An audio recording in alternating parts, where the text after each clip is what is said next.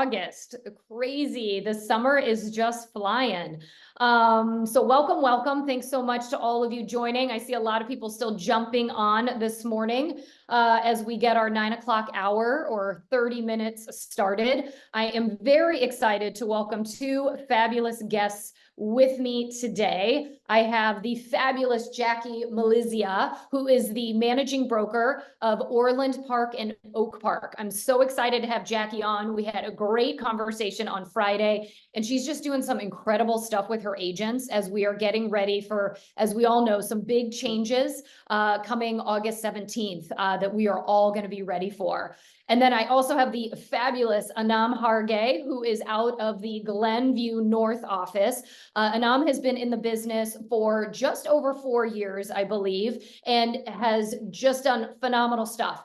She's been recognized as a Rookie of the Year. She also is starting to grow a team, and I'm excited for us to talk with her today because her team is doing a ton to really lean into the changes with our buyers in this industry. So we're going to talk about that this morning.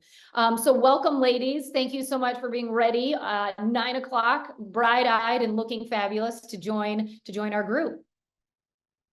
All right, before we get kicked off with a great conversation, I want to just run through, you know the drill, the schedule for the week. So this week we have got Wednesday coming up, another webinar with Riley and Irma focusing on your social media, how to take it to the next level. I know many of you out there always ask about what should I be doing on social? How can I make sure I'm making an impact? How can this help grow my business? You've got to jump on this session. Riley and Irma are two phenomenal coaches that have really leaned into social media and have some great tips for you. And then on Thursday, for those of you who are in our pipeline and prospecting challenge, you've got a large group session. So make sure to jump on.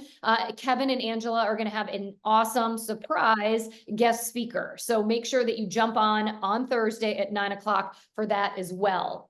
And one last shout out. So Julie, I don't know if you're on, but I think we want to know how your weekend went. Because one of the things Julie decided to do to get herself out there and to build her pipeline this past weekend was the Winnetka Art Fair. Maybe it was 2 weekends ago, so you have to tell us how it was. But Julie didn't have a booth of her own, but she decided, since her last name was Monet, she got 100 small paint sets for children, because there's a lot of kids at these street fairs or these art fairs. And she planned on passing them out and kind of making conversation amongst the crowd with her business card. So would love to hear how that went as a way for her to get out in her community, start getting people to know her name and making connections. So Julie, amazing, super brave to be out there and do that. But I'm sure that it will, even if it's not this second, at some point you will see that this paid off. So super exciting. I see that you're here. So Julie, congrats. If there's anything to share with us, let us know. Phenomenal job.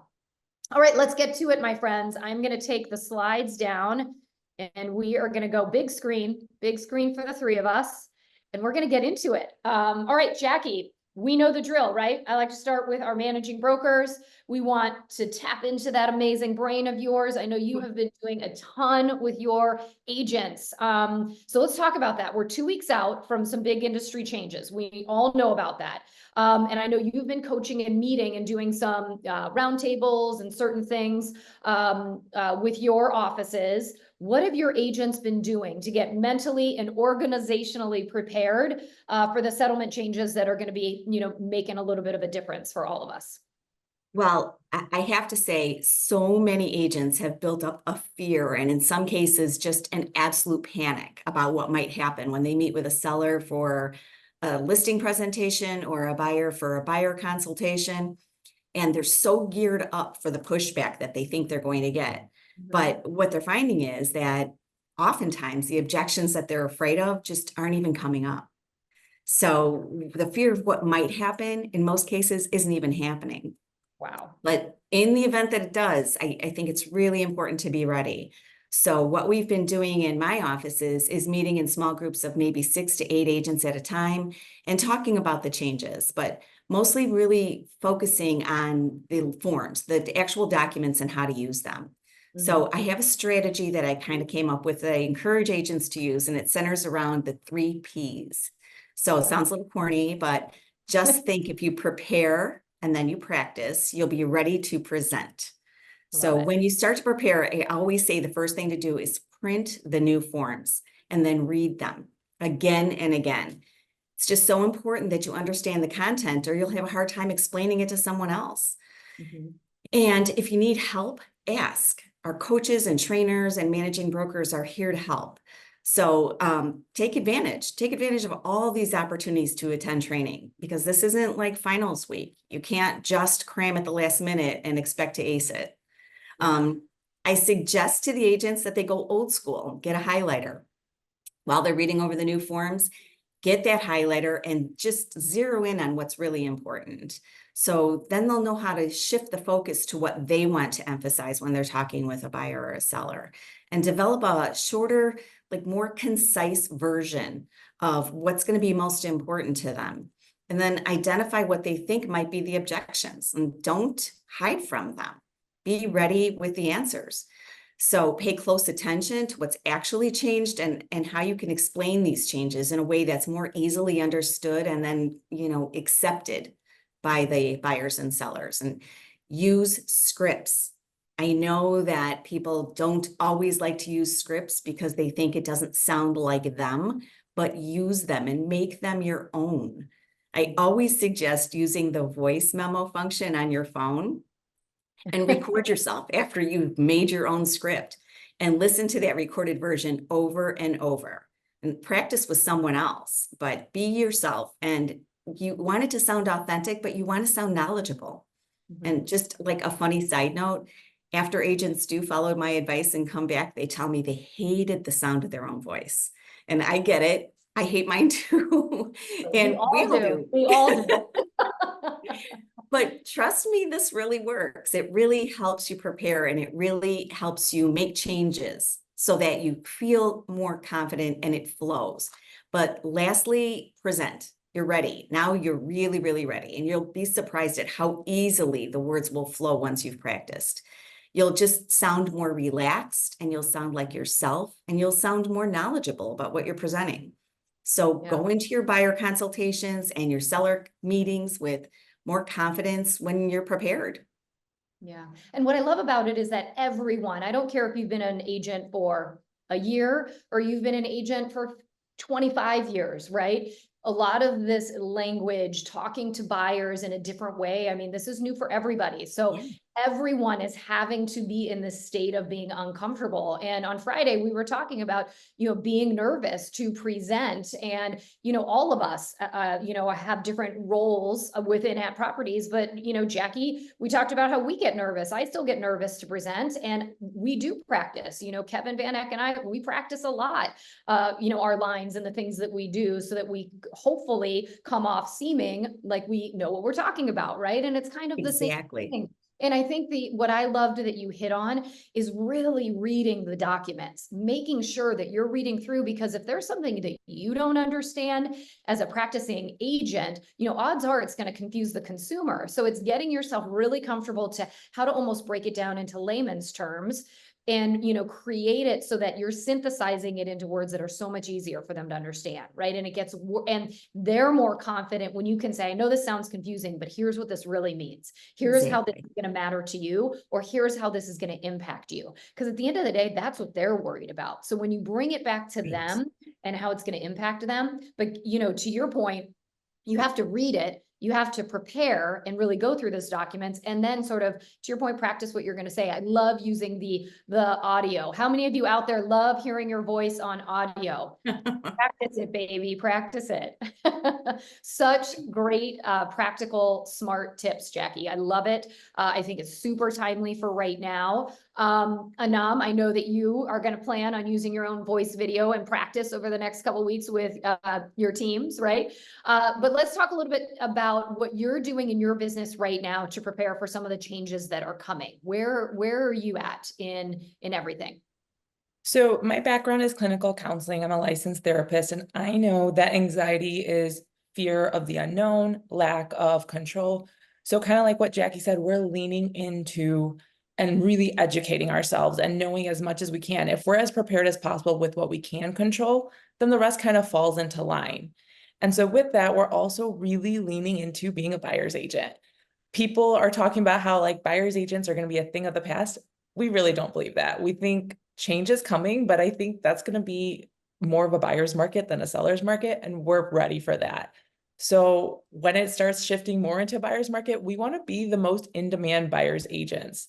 You know, we're thinking about like starting charging retaining fees and getting paid for the time, like if they don't end up buying. So there's a lot of opportunity here, and we're really leaning into that marketing, using all our, everything we have at to really be the buyer's agent that people are going to want to come to when they realize that, it's shifting and people are willing to pay for good service.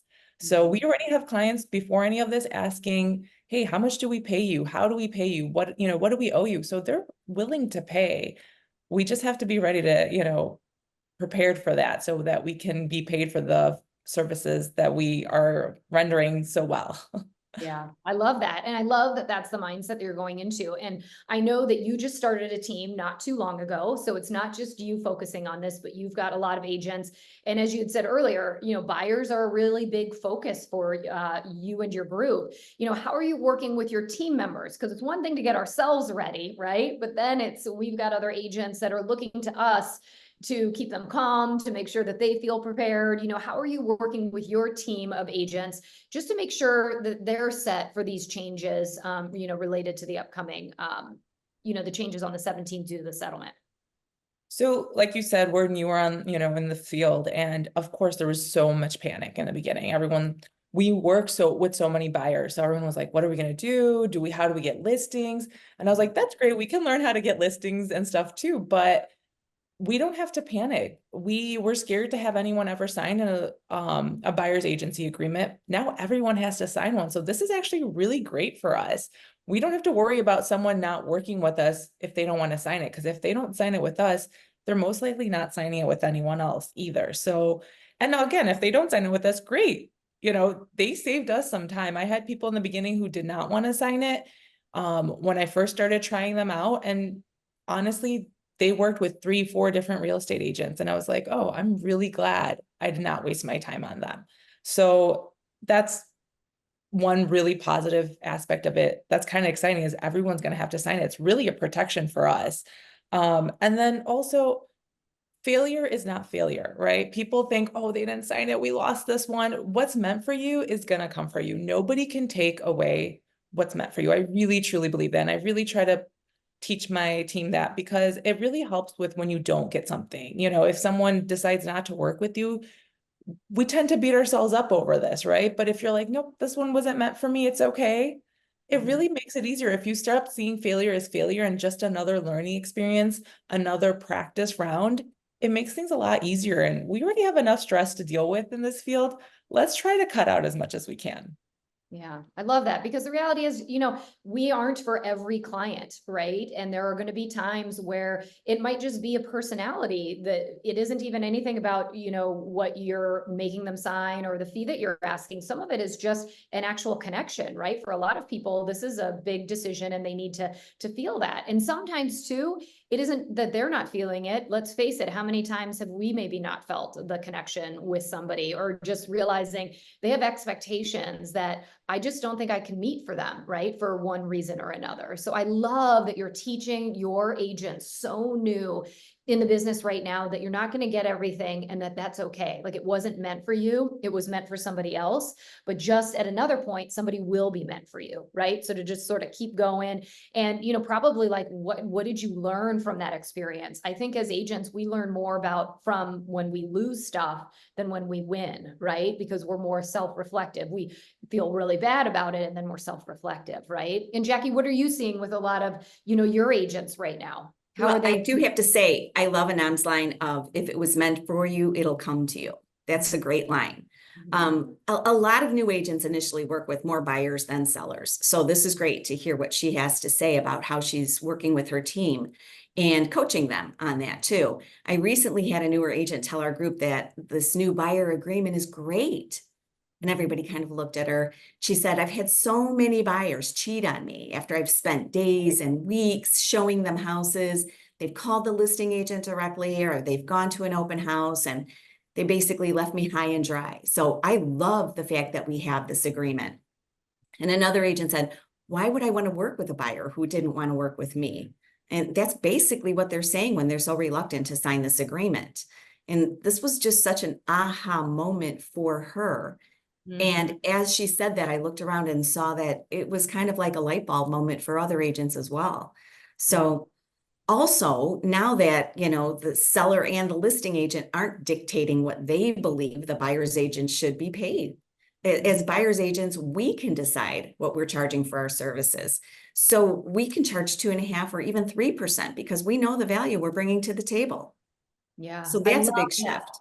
I love that mindset, right? Because you're right, Jacqui. I want to kind of reiterate that. We always, as buyers agents, had to sort of take in our minds whatever was being offered by a seller and a listing agent. Now, guess what, my friends? We get to dictate all the stuff that we do for buyers, the hours that we spend with them. We get to dictate and, you know, decide really what that is for us and what fee is commensurate, right, with the amount that we put into it. So I love it.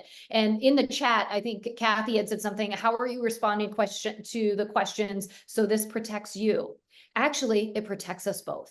Right? At the end of the day, this is a contract. This is me committing to you. And yes, you committing to me. I'm putting a lot of time and energy, but it's also making sure that I'm putting your interests in the best place possible in order to create success for you. So, you know, it isn't, but I think, you know, the mindset that I think is so important is as agents, yes, we have the right to get protected, right? This is our job. This is what we do. This is our livelihood. And if you look at every other industry, of course, there are contracts in place to protect the livelihood of the job that we put into play and the hours that we spend. So I love that this is getting way more professional for us. It's a little scary because it's change, but it's just like any experience that we've had over the last, call it 15, 20 years, right? Where we had a downtime in the market and we had to adjust. COVID came, right? Those things make us nervous, but just wait. We're going to see this out onto the other side. And I just think it's going to end up being an incredible opportunity for so many of us to be more professional and have more control over, you know, how we're conducting our business. So Anam, I want to go back to you. Have you and your team started asking clients then to sign buyer broker agreements? Was it something you'd always done? Is it something that now you're like, hey, we need to be getting ready because change is coming? Where are you all at with that? And you know, kind of what are you seeing? Most of us never did it. I know you're taught that you should, but we really didn't have the confidence in it. And like I said in the beginning, so many people stopped talking to me, ghosted me after I asked them to sign it. And I asked myself, like, oh, if I hadn't asked, you know, had them sign this, maybe they would still be working with me. And then I realized, like, no, this is saving my time. This is better. So we've started incorporating it more. And honestly, it's been no problem. And like Jacqui mentioned, and you mentioned too, it's amazing because we used to settle for what the listing agent was willing to offer us. Sometimes 1.5%, 2%, 2.5%, you know, really, really some rare times we had 3%, which was amazing. But now we don't have to settle anymore. We get to dictate our own value and say, this is what we believe we're worth. We're going to try to get 3% every time, you know, and then we'll adjust as needed. But once you go in and you know that they have to sign with you or somebody else, it just, like I previously said, it makes it easier. So we are really moving into it, having people sign it without any problem. I went to the dentist the other day. I signed 20 forms without really even knowing, you know, people sign things. They recognize that they have to, you know, sign paperwork to get, how easier is it for them to sign listing agreements sometimes? You know, they know they have to sign it. They look at the percentage and that's pretty much it. And so we're making sure to also, with that note, to explain what they're signing so they can't come back and say, hey, we didn't really read it, but it's really not hard to get people to agree and sign it. They're willing to pay for good service. Yeah, I think a lot of people, you know, I think a lot of agents that I've been talking to are kind of, you know, really sort of excited for this because to your point, And when we were working with a seller, we just knew that the end game was that they had to sign a listing agreement in order for us to move forward and get started. So it was a part of our process. It was a non-negotiable, right? So we just got over the hurdle because that's just how you had to do it. Now, we have this new opportunity where, again, the playing field will be level in that, to your point, everybody's going to have to get a buyer's brokerage agreement signed in order to move forward. So now it's just getting used to it being a part of the process. But I love that you're starting now, because I think tell me this, but for some of the first conversations, did they feel a little bit harder, kind of going through the document and feeling like this is a more formalized piece? How many times has it taken you to now where you feel really comfortable with it? I think it's still sometimes a little struggle. I'm not gonna lie. The confidence comes the more people sign it, but it's a little nerve-wracking every time because you just don't know how people are gonna react. But again, like we said, if they don't want to sign it, that's okay. They're saving us a lot of time and energy. And sometimes we don't mesh. Also, maybe it's better if they don't sign it. Let them go find someone who they're meant for, right? So it's still taking a little bit of practice, but like Jacqui and you guys mentioned, like we just keep practicing. I guess maybe this weekend I'll record myself and see how that goes. I don't know. And we just every time it gets a little bit easier. But it was the same with listing agreements. It was a little nerve-wracking in the beginning. Now it's literally not a big deal at all. So I really feel like in another month or two, it won't be a problem. I love it. I love it. I would agree. I've had several agents call me in complete shock after they've had a buyer sign their agreement without question. And I'm so surprised that they're surprised. I tell them, I know what a great job you do. I know how well you articulate your value. So I'm surprised that you're so shocked. But I have to say, I have several dual licensed agents that work in Illinois and Indiana. And they were dreading that July 1st date because the changes were going into effect in Indiana first. So now in the Orland Park office, they're walking into the office like seasoned pros. They really are. They've been at this for a month. Here we are at the beginning of August, and they've been operating in this new world for over 30 days, and they act like business as usual. And that's really what I'm hearing from them too, is the first 2 weeks, maybe we're a little bumpy, maybe we're a little uncomfortable. They were really trying to feel their way around, but they too were very surprised at how well everyone adjusted and how things just fell into place. And it's just so interesting to hear their perspective. And I tell them, like, you paved the way for us. So hopefully they're spreading that word a little more and saying it's not going to be horrible in this new world. Yeah, I always liken it to, we create so much anxiety around the idea of doing something that then when we actually do it, it's like, really? I stressed out so long for that, right? I mean, so many times, right? Jacqui, we were even talking about how, like, I remember in college, how much I would be stressing about finals, and I would study, stay up, pull all-nighters because I was a procrastinator, shocker. And so I would just cram it all in. And by the time I walked through the door to sit down and take the exam, I was so exhausted. I had exhausted myself that I kind of sat down and I was kind of like, I don't even care. A or F, I'm just going to give it what I give.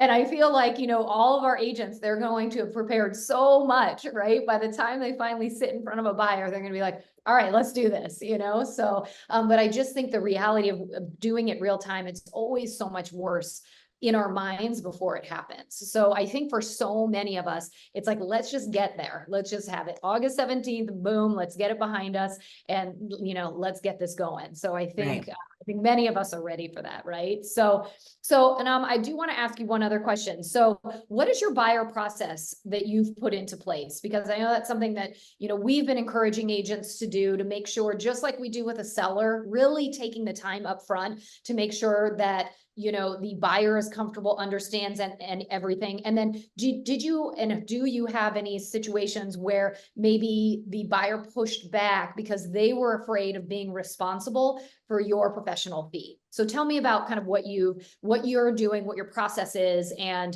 if you've seen any pushback, or if you haven't, kind of what are you saying to put them at ease? So we try to meet with our clients, buyer agents, for the first time at least 30 minutes via Zoom or for coffee. And our process is really about educating, making sure that they know what every step of the way entails, and then having a really good referral network. So if they're like, oh, who do we get for an inspection, or what do we do for this, or what lender do we talk to? We've built a really good referral network where there's different personalities. So once I meet with someone, I kind of get an idea of like, okay, they need a gentler touch, or they're direct, straight to the point. They don't need hand holding. Let's, and I connect them with that professional that will really help. So that makes a big difference. And then they feel really good coming into it with this education because they've just met with us and they've learned the whole process in like 30 minutes, and they feel more confident going in because again, the lack of anxiety is lack of control and knowledge and fear of the unknown. So once we prepare them, they're doing better as well. So that's our main thing, is meeting and educating and connecting with the right people.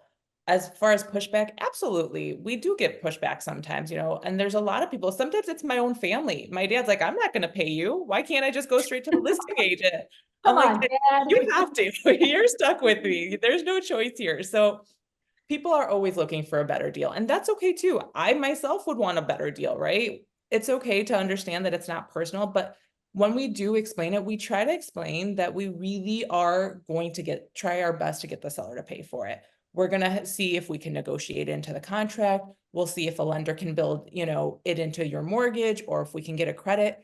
Our last option is to come to them and ask for them to pay. So that kind of puts everything at ease. Like, hey, you may have to, but we're really going to try our best to get someone else to cover it, the seller mostly, so you don't have to worry about it. That puts them at ease too, is like, okay, they're not going to come to me for a big check after this. Because if you're looking at even like a $500,000 house, 2.5%, that ends up being kind of a lot that you're thinking, wait, I have closing costs, down payment, whatever renovations I'm going to do or anything for the house, and then I have to pay you. It's really scary. So as long as we can kind of ease that fear of like, we're going to try our best to get it from the sellers so you don't have to pay it, people respond really well to that. Yeah. And that there are options, right? Working with the lender at the onset and really kind of structuring it out, because there are ways to kind of create credits that they can also, put into play in order to cover those costs. So I think that that's great. So I love to hear that it's been going well and you're putting most people at ease, and that when you get those questions, you're able to get people in a place where they're comfortable moving forward. Because I think that's what everybody's, kind of worried about right now. One person on the chat said, Anam, you have a great voice. You'll be happy listening to yourself. And somebody else said, Nike motto, just do it. It's so true. We're all ready to just do it, right? And then Holly, our broker forms are going to have a retainer fee option. It's not required, and we'll train and talk about that. There's going to be a lot of ongoing training on these new forms, as we move forward, both in your local offices, and coaching and training is going to try and do the same as well. And you'll get more information. We're finalizing all form detail this week. We're going to be starting to train on the via Zoom, some of the forms. And again, that's going to be ongoing next week as well. So you should have plenty of opportunity to get either in person or on a Zoom to start getting your head around what these forms look like. All right. So I love to finish with a quick last thought. It is 9:30, but I want any final thought or words of motivation to our folks who are out there as they get their Monday morning going and are getting ready to make it another great week. So Jacqui, I'm going to start with you. Okay, well, I know we say this all the time, but I think it's important to remember that this is new for everyone. Very seasoned agents, top producing agents, brand new agents, they're all learning this new way of doing business at the same time. So no one is exempt from this. And I think confidence is going to lead our agents through the changes that we have going on right now. Love it. Love it. All right, Anam, your final words out to the world to get everybody going on Monday. No pressure. I won't do the whole quote because it's really long, but look up Teddy Roosevelt's Man in the Arena and just be the man in the arena. We're out there, we're trying, don't give up, just keep going, and success will come. I love it. I love it. And all of you are worth it. You've got this. So make it a great Monday. Jacqui and thank you so much for joining me. You had great nuggets for everybody to take away. I appreciate you taking the time and preparing for everybody this week. So we will see you all soon. Make it a great Monday. Make sure to jump into some of the other training opportunities, and we'll see you next time. Bye, everybody.